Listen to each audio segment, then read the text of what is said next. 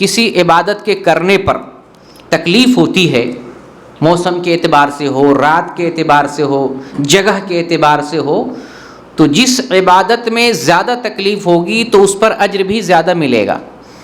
کہیں پر زیادہ ٹھنڈی ہوتی ہے، کہیں پر کم ٹھنڈی ہوتی ہے، کسی جگہ عبادت کرنے میں تکلیف ہوتی ہے، کسی جگہ عبادت کرنے میں تکلیف نہیں ہوتی ہے۔ ہندوستان کا ماحول لے لیں، بہت سارے مسلمان ایسی جگہ پہ رہتے ہوں گے جہاں پر سجدہ کرنا ان کے لیے مشکل ہوگا، غیروں کی وجہ سے، غیر مسلموں کی وجہ سے۔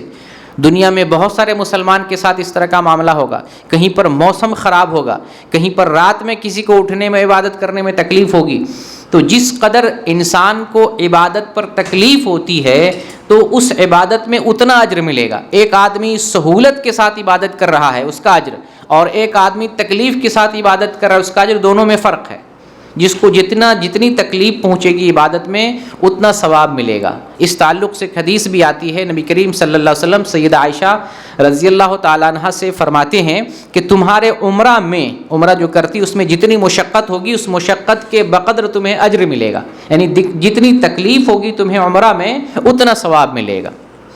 لیکن یہاں پر ایک مسئلہ یہ بھی ہمیں جاننا ہے کہ خواہ مخواہ مشقت نہیں لینی، عبادت میں اپنی طرف سے مشقت نہیں لینی۔